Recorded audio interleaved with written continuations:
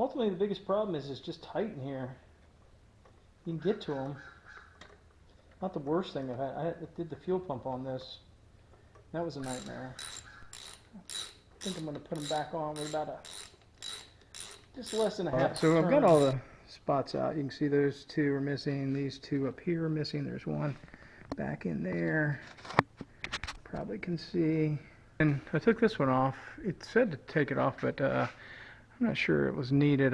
You do have to take it off to get this thing off, I guess. So the air filter setup assembly. So a little more work. Well, those are all in hooks, so get out of your way.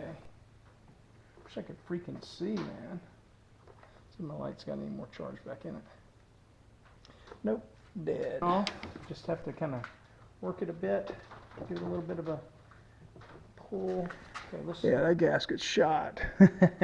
So no worries about saving the gasket.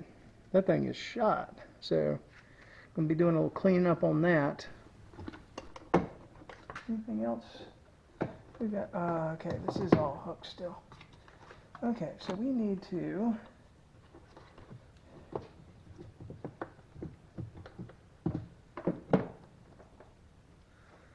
get this off somehow. Okay. Now we can just turn it. What else is hooked? Oh, I've got two hooks here. I got this guy coming out.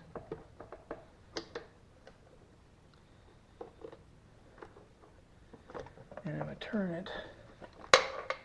Okay. So I pulled it out. I had to, this actually comes with it. This is the plunger for the I'll show you that later, but the electronic choke.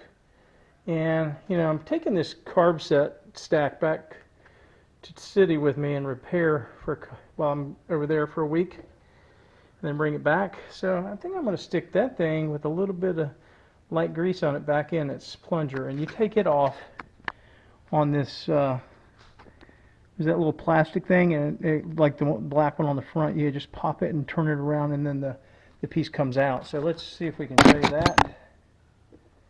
You pop right here, and then it just comes out. So now we got this plunger we can put right back in where it goes. Now we have our carb set off. You know, we got a needle runs right down the middle each one, and that's usually the thing that's the worst. But you know, these gaskets are also shot, so we're going to be doing a whole new set of gaskets on the carbs and on this intake manifold on the back. Oh, the screwdriver.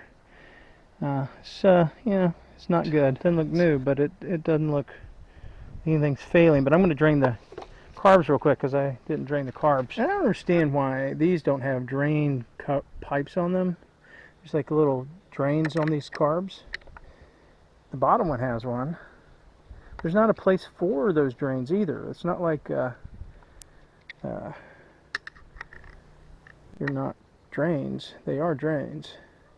It's just made to drain straight down. I don't know if they're supposed to have a hose on them or not, but I don't know where they'd go because there's two little holes for these two. No holes for the other.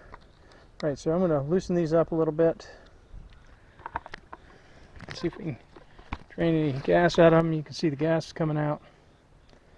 Just let that run. Alright, I got the carb stack here with the air cleaner on it, so I don't lose anything. We'll leave all the parts under my assembly table. So let's assess where we are here. Looks like, you know, we got a little bit of some corrosion issues. Not surprising right here. I'll get in there and clean that out with a brush. Alright, I was talking about the two fuel lines on the three carbs. One fuel line on the bottom carb, but not the other two bowls. Those are the two lines that those two that are on there feed into, but there's nowhere for the other two to feed, so I'd shove a bag in those holes and then put a bag over top of that, so make sure it isn't just opportunistically like some critter finds that hole and makes a nest while I'm out of town for a week.